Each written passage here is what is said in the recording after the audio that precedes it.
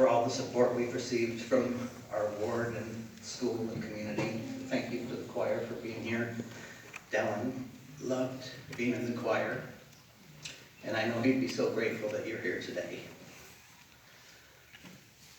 So, Dallin Joseph Thompson was born on March 18th, 2003. He's the youngest of 4 children, and I'm his dad. Scott Thompson, Debbie is his mother, and Lacey, Heather, and Scott are his older siblings. And when Debbie was pregnant with Dallin, people always asked me, you want a boy or a girl? You have 2 girls. Do you want another boy, or what do you want? And I just wanted a healthy baby, so kind of a funny way I had to say in that was, I'll just, take any baby with 10 fingers and 10 toes. Now, remember that, because that's going to come up later. So when we went to the hospital and Dallin was born, the nurse took him and cleaned him off and gave him to Debbie for a couple of minutes, to hold him, and then she took him back and took his feet and got the ink and was going to stamp the hospital birth certificate, and I was looking at his feet going, well, that looks kind of weird, something's not right. I went over and counted, and he had 6 toes.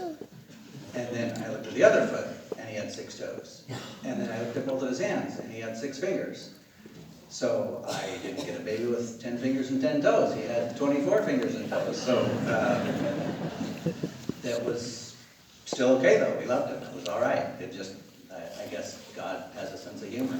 I could have said anything else, but I said 10 fingers and 10 toes, and he didn't have it. Often with something like that, there are some other congenital birth defects, and Dallin had some of those.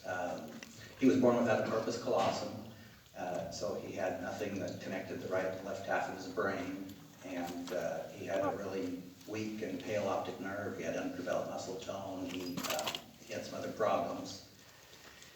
And one of them was his head was a little big, and so when he was 9 months, a year old, we had him checked out because doctors thought he might have had hydrocephalus, and he didn't. He had septal-optic dysplasia, but the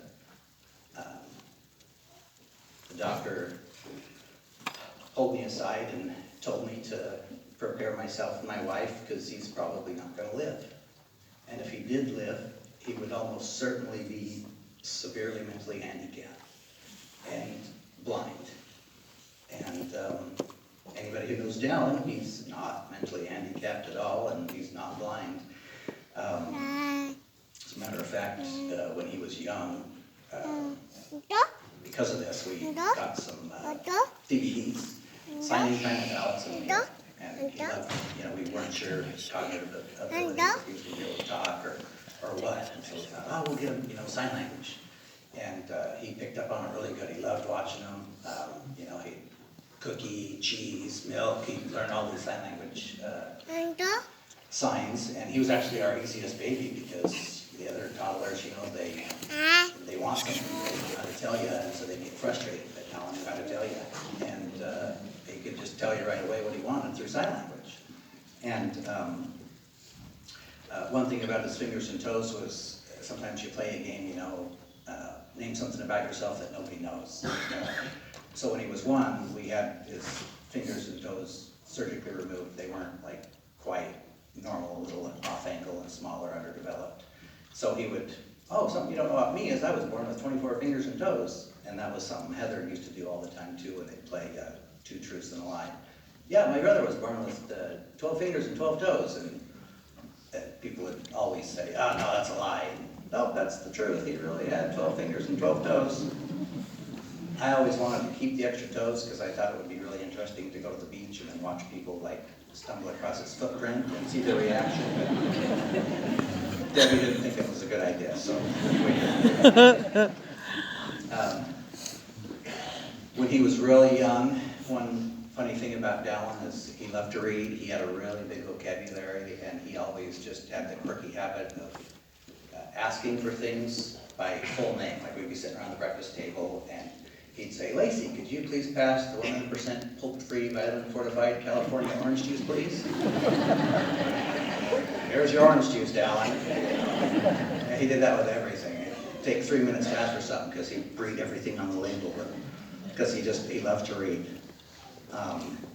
One kind of funny thing about Dallin is that when he was about probably between 1.5 and 3, he would, we remember this, we've been watching some home videos, and he asked for some candy. We were opening Christmas presents. We hadn't eaten breakfast yet. He got a bunch of candy. He asked for some, and I said, no, we need to eat breakfast first. And he had this little habit of, he didn't get what he wanted, he'd just go. He wouldn't start crying, he'd just go, aww. And it was just super cute. And it was really cute. He did that all the time. We were watching some videos, and it was really funny.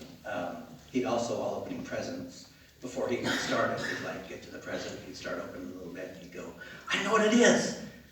And then he'd open it every time, like 10 times in a row. I know what it is, I know what it is. And then open the present, but of course he never knew what it was because he hadn't opened it yet. So Lacey would always be like, well, what is it? I know what it is. And then he'd open it. Because he didn't know what it was. One of Dallin's favorite things was he kind of learned to like the TV because we had him watching the Alex and the signing